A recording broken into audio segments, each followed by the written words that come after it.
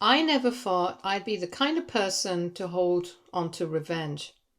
I'm usually pretty quiet, pretty passive.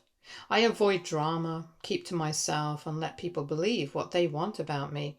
But when my husband's brother kept spreading lies about me to the family for years, I knew one day it would come back around. I just had to wait for the right time. This whole thing started when I first met my husband's family. They were polite, a little stiff, and very old school. Think formal dinners, perfect table manners, unspoken hierarchies, and side eyeing anyone who did not go to the right schools or come from a proper family. I was already nervous meeting them, but I was not expecting him to be there, my husband's older brother. I will call him Rick. Now, Rick and I went to the same college. We were not friends, barely acquaintances, and honestly, I did not even remember his name until my husband mentioned they'd gone to the same school. I had no reason to think anything strange about him at first. He seemed charming enough. Fake smile, fake laugh. Type of guy who always tries a little too hard to seem impressive. But I could sense something cold underneath all of that, like he was constantly analyzing people for weaknesses. And apparently, he thought he'd found mine. After that first dinner, my husband told me that Rick remembered me from college and mentioned seeing me around a lot. I didn't think much of it until a few months later when my husband's mom made a weird comment about how people change and how she hoped I'd settle down from my wild college days. I was confused, but I brushed it off. Maybe she was just being awkward. But over time, it became clear that Rick had been feeding them stories quietly behind my back. He was planting little seeds, telling the family he'd seen me with a different guy every night in college, that I was known for partying, that I had a reputation. He never said anything to me directly. He just let the poison drip through the grapevine, knowing full well that his word carried weight with the family. And the worst part? My husband did not believe it, but he also did not confront Rick. He figured it was not worth the fight, that we should just ignore it and focus on our own life. I tried, I really did. But every family gathering felt like a subtle interrogation, judging eyes, passive-aggressive comments, polite smiles that did not reach their eyes. It wore me down. All the while, Rick played the golden child, the successful businessman, the family favorite. He never married, never brought anyone home, always said he had not found the right one. He was perfect on paper, well-dressed, well-spoken, completely full of himself. But here's the thing, I did remember Rick from college. Eventually, it clicked. Not from any parties or classes, but from campus security reports. He was involved in a lot of shady stuff, fights, harassment, complaints, even some theft. His name popped up in a student forum a few times, usually with people warning others to stay away from him. Nothing ever stuck because his family had money and he always managed to weasel his way out of real consequences. After college, I'd heard through a mutual acquaintance that he'd been sued by a former business partner multiple times. I even saw a local article mentioning his company being investigated for fraud. Again, nothing major came from it, but there were patterns, and I remembered. I never brought it up, though, because I was not that person. I did not want to start a war with my husband's family, and I thought maybe if I just kept my head down and lived my life, Rick would get bored and stop. But he did not. He kept lying, and it got worse. The final straw came when my husband's cousin told me privately that Rick had made a comment about how I probably trapped my husband, that he should have warned him before we got married. I was livid, humiliated, but mostly done. So I waited.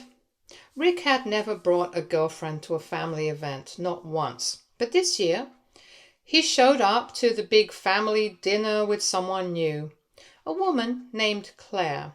She seemed sweet, a little shy, and completely unaware of the kind of man she was sitting next to. Rick looked smug as ever, and I could see in his face that he was ready to perform, ready to be charming, charismatic, and show off his new arm candy. Of course, he couldn't help himself. During dinner, he brought me up again, casually, like it was nothing. Something about how funny it is that life brings people together, referencing our college days. Then he added in front of everyone, "Yeah, I remember her back then. You'd never guess now, but she used to be wild. Always had a new guy on her arm. Different one every week." Everyone laughed nervously. Claire looked surprised. My husband gave me a helpless glance, and something in me just snapped. I did not raise my voice. I didn't yell. I did not even sound angry. I just smiled and mentioned how funny it was that I do not remember Rick being around much. Was not he busy dealing with that criminal investigation? Or was it the lawsuit over the embezzlement thing? Hard to keep track. There were so many articles back then. Silence. The table went quiet, dead quiet. His face went pale. Claire stared at him, shocked. His parents looked mortified. Someone dropped a fork. I took a sip of my drink and kept smiling. I could see the storm brewing behind Rick's eyes, but he did not say a word, not a single word. And for the rest of the evening he was silent. Claire barely looked at him. The family conversation shifted awkwardly, and I could feel the entire energy of the room change. After dinner, several relatives came up to me, quietly, to apologize. Some admitted they never believed what Rick said, but did not want to speak up. Others said they were shocked and had no idea. I just nodded and smiled. I was not angry anymore, just tired and relieved. It was not about revenge for me. It was not even about making a scene. I just wanted it to stop. And I wanted Rick to know that I knew, that I was not some clueless pushover he could walk all over. My husband thanked me later, said he did not realize how much it had been bothering me. I appreciated that, but part of me also wished he'd stood up to Rick himself a long time ago. Still, I guess sometimes you have to take matters into your own hands. Claire eventually broke up with Rick, by the way, a few weeks later. Apparently she started asking questions about his past. He got defensive. Shocking. Since then, family dinners have been a lot quieter. Rick still shows up, but he doesn't say much. And he definitely doesn't bring up college anymore. So now I have to ask. AITA for publicly exposing my husband's brother at a family dinner after he kept lying about me for years? Update 1. So remember how I thought everything would die down after that dinner? It did not. Apparently that little moment of truth-telling did more than just embarrass Rick. It cracked open a carefully built image he'd spent years curating, and I had no idea how deep it went. About a week after the dinner, I got a message on Facebook. It was from a woman I did not recognize. I almost ignored it, but curiosity got the better of me. She introduced herself as an ex-girlfriend of Rick's from years ago, and when I say ex, I mean one of many. Turns out Rick had a pattern. And now that someone had finally spoken up against him publicly, other women were suddenly ready to talk. She told me that Rick had a history of emotionally abusive relationships. Manipulative, controlling, gaslighting, that sort of thing. Nothing illegal, but definitely concerning. And the wild part? He was still messaging some of them while dating Claire. It did not take long before Claire found out, and she was not as quiet about things as I had been. Apparently Rick tried to twist the breakup to make himself look like the victim, but she was not having it. She went full scorched earth. Claire reached out to some of those women herself, and they banded together. I'm not kidding. There was a group chat, a support group, basically, where they all shared stories, screenshots, voice notes. Some of it was mild and some of it borderline psychotic, but here's where it gets juicy. Claire had a friend who works in finance. Nothing shady, just a sharp, meticulous numbers person. And guess what? Rick had been bragging about some new crypto investment opportunity to her and a few others in Claire's circle. Turns out he's been quietly trying to launch some sort of exclusive investment club for high-value clients. Only problem? He was not licensed, and his pitch deck? It was full of plagiarized content pulled straight from other people's businesses. That friend reported him to the Financial Regulatory Board. Fast forward 3 weeks, Rick's business accounts were frozen pending investigation. I did not know this at the time, by the way. I just noticed Rick started skipping family gatherings altogether. No texts, no calls, no excuses. Radio silence. Everyone assumed he was busy with work or traveling. But then one of my husband's cousins let it slip that Rick had asked to borrow money, a lot of money, like enough to settle a legal issue quietly. And that's when my ears perked up. Then came the real kicker. A couple of nights ago, Rick showed up at our door, unannounced.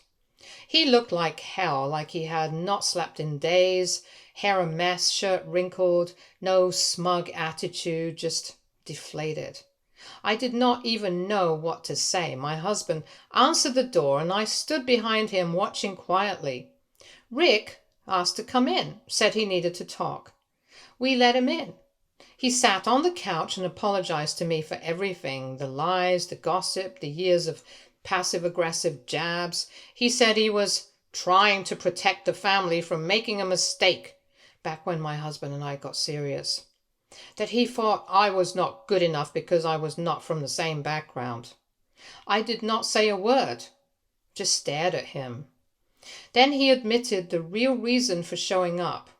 He needed a character reference for court, apparently. One of the women he dated was filing harassment charges in the financial investigation. Yeah, it escalated fast. Turns out, when you lie to people about how you're investing their money, and you're dumb enough to leave a paper trail, things get serious real quick. He said he had no one else to ask, that everyone had turned against him.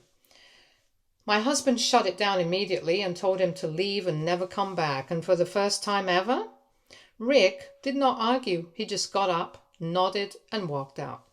It's been quiet since, but I'm still watching the fallout from the sidelines. I've heard through whispers that his business is crumbling. Former employees are lawyering up. The family is slowly finding out the full picture. And let's just say, golden boy status, gone. Update 2. Things have been oddly calm on the surface, but there's a strange tension simmering beneath everything.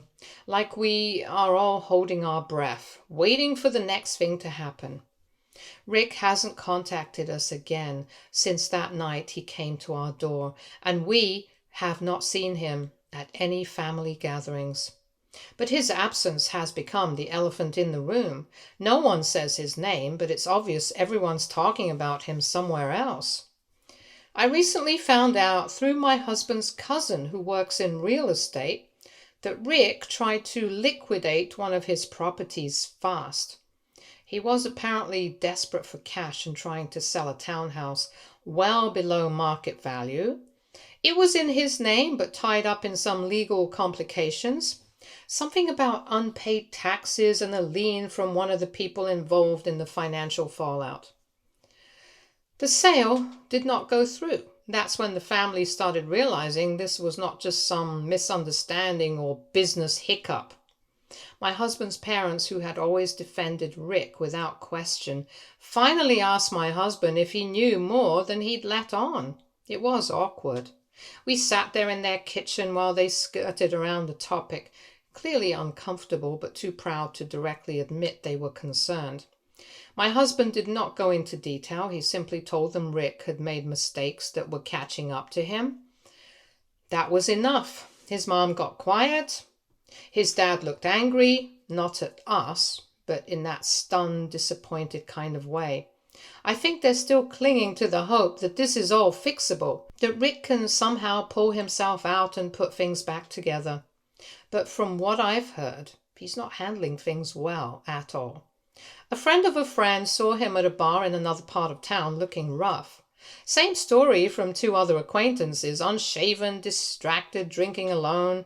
There's even a rumor that he's been staying with an old college buddy temporarily since he's likely lost access to most of his assets during the investigation. He still hasn't been charged with anything yet, but apparently the fraud allegations are being taken seriously, and a few of his former clients are now preparing civil suits. It's all unraveling slowly, and with it, so is the image the family works so hard to maintain. You can feel it during every family event. People are careful now. Conversations feel guarded, no more light teasing or innocent gossip. Just stiff politeness and obvious tension.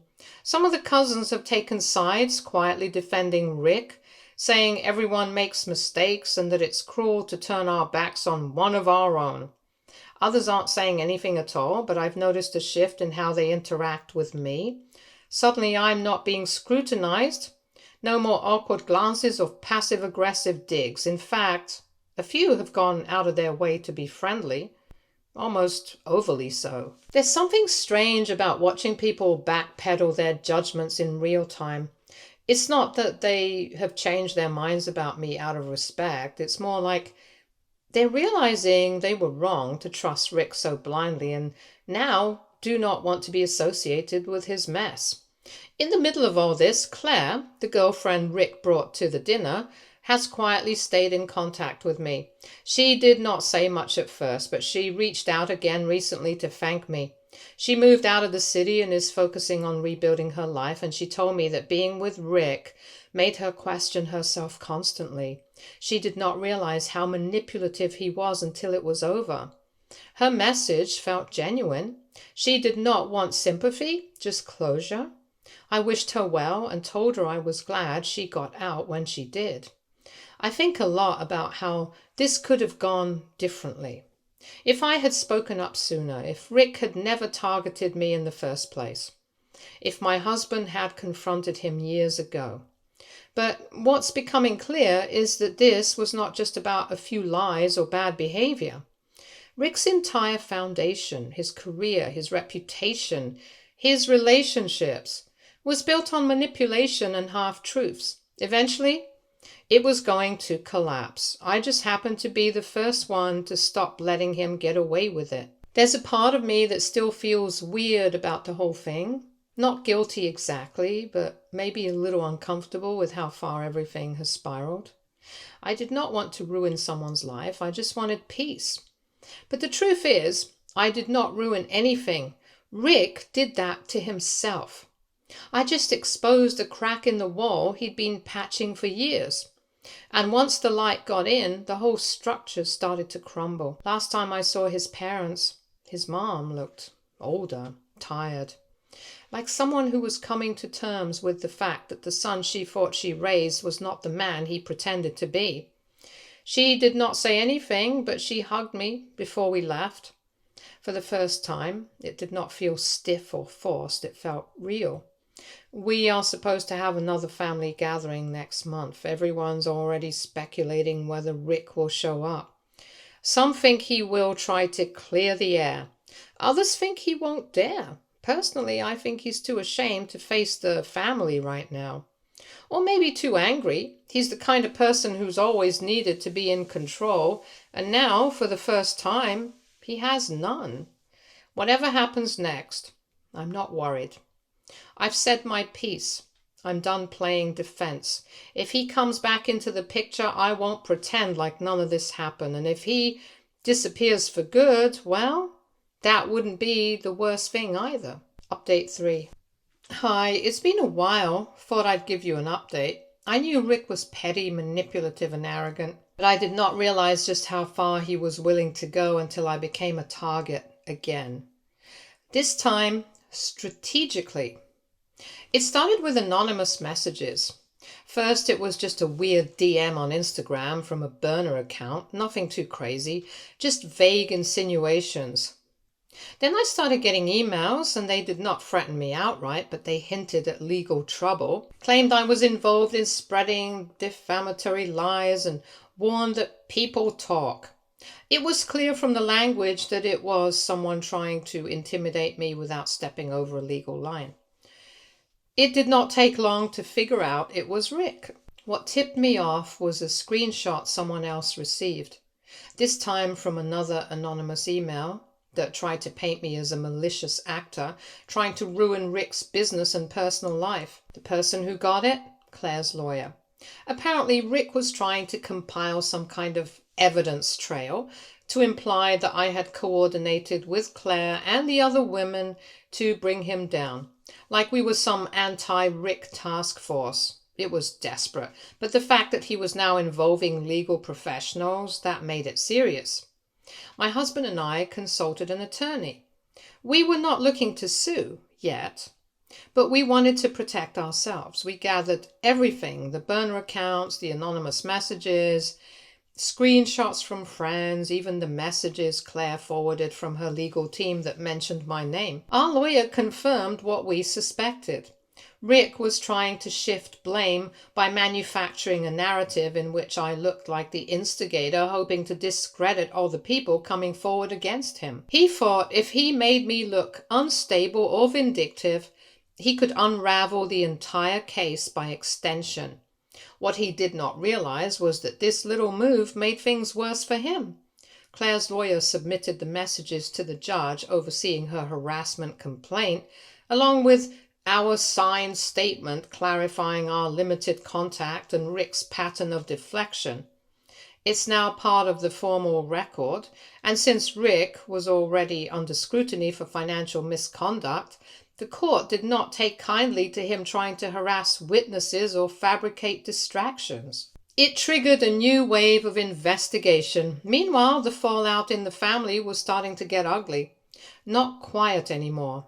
Ugly lines were being drawn. Some relatives were still in denial, trying to spin everything as a misunderstanding blown out of proportion. But others? Furious, embarrassed.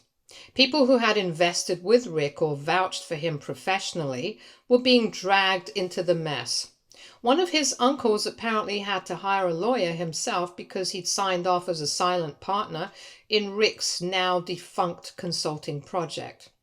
He's furious and blaming the rest of the family for letting Rick get away with so much for so long.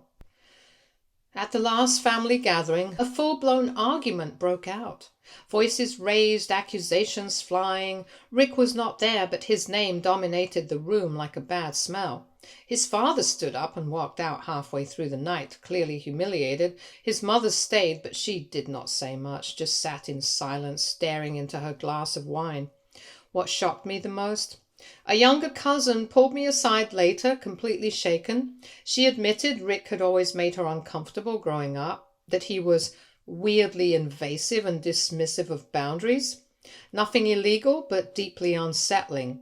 She never said anything because the family worshipped him. Now she regrets staying quiet. She said this whole situation made her realize just how much everyone ignored the red flags. I did not expect any of that. I did not ask for it, but the truth is spilling out now and no one can stop it.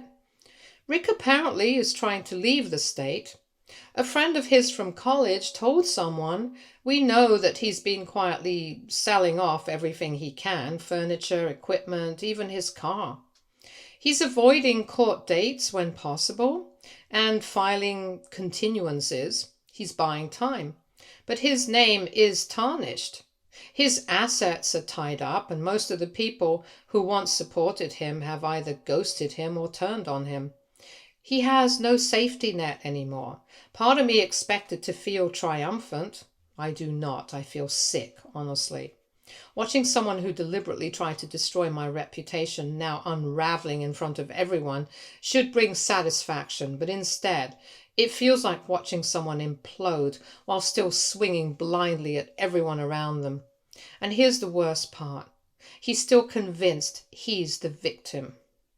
He still thinks people turned on him. He doesn't see that we stepped away after he crossed too many lines, hurt too many people, and tried to ruin too many lives. Update 4. I thought I was done updating. I thought Rick had finally disappeared into whatever hole he dug for himself. But last week, something happened that not only pulled him back into our lives, it exposed him in a way no one could deny or spin. It started with a news article. A local paper ran a piece about a man under investigation for impersonating an investment advisor. The article did not name him outright, but the details were obvious to anyone who knew the situation. The writer described how a former business consultant was found soliciting money from a handful of struggling small businesses in a nearby city, promising to restructure their finances for a steep upfront fee. No refunds, no results, just gone the moment the checks cleared. The scams were small enough to avoid national coverage, but serious enough to be criminal. It did not take long for people online to connect the dots. The businesses were listed. One of them, a family-owned auto shop, posted a public warning on their Facebook page and tagged him by name. From there, everything spiraled. Local journalists started digging. One found old screenshots of his fraudulent crypto startup. Another found a digital flyer for his exclusive mastermind group from earlier that year. It was the exact scam he tried to run before, but with a different name and logo. His picture started circulating on social media, along with warnings not to work with him. And then, a mugshot. Turns out Rick had been arrested a few days earlier, but it had not made the news until the small businesses started coming forward publicly. He was picked up for multiple counts of fraud and identity misrepresentation. No one bailed him out. He stayed in custody until his first court appearance. By that point, the story had legs. Now, let me be clear. This was not some big cinematic takedown. It was local, quiet, and uncomfortable. But to us, it was explosive. Suddenly, everyone in the family had to confront who Rick really was. Not some misunderstood entrepreneur, but a serial con artist who used charm and false credentials to bleed people dry. The family group chat exploded. His parents were silent at first. Then his mother sent a message to everyone asking them not to discuss private matters on public platforms. That was it. Nothing about the victims, nothing about the legal case, just an order to protect the family name. Half the cousins ignored her completely. Screenshots kept circulating. People were pissed, especially the ones who had lent Rick money or referred friends to his fake businesses in the past. One cousin admitted he'd borrowed money from his own parents to invest with Rick earlier this year. Money that's now gone with no paper trail. The worst part? Rick had tried to use our address on one of his fake LLC filings. We found out when my husband got a letter addressed to a shell company with Rick's name listed as a co-founder and our home listed as the business headquarters. We were livid. We took it straight to our attorney, who flagged it for the investigation. Apparently, he'd listed several addresses he had no legal connection to as fronts for different ventures, likely hoping no one would bother verifying them. That was when my husband, who'd been staying mostly silent through everything, finally snapped. He called Rick's father and told him directly that we were done. No more updates, no more visits, no more pretending Rick was just going through a rough patch. The damage Rick had done was real, calculated, and criminal, and we were not going to be the ones cleaning it up. I stayed out of it, but I could hear the phone call from the next room. It was not angry. It was final. Then something unexpected happened. One of Rick's victims, someone we'd never met, reached out to us. She had found our names listed in one of the business documents Rick forged and was trying to confirm if we were involved. We explained everything. She told us she was building a case with others who'd been scammed and had already submitted her formal complaint. She also shared something Rick probably did not expect anyone to see. She had a recording from a meeting, Rick talking confidently about how no one will question him because of how connected his family is. How he can spin anything, how people believe the guy in the suit, not the girl who calls him out. It was not just arrogant, it was chilling. Hearing that shook me. It was confirmation of everything I already knew but had pushed to the back of my mind. The lies, the gaslighting, the control. He knew what he was doing and he felt untouchable. Not anymore. We've since provided everything we have to the investigators handling the fraud complaints. Emails, fake business filings, the threatening messages from his burner accounts. Our lawyer helped us write a formal statement distancing ourselves legally and publicly from any of his companies, so we can't be dragged into this mess down the road. As for Rick, his bail hearing was denied.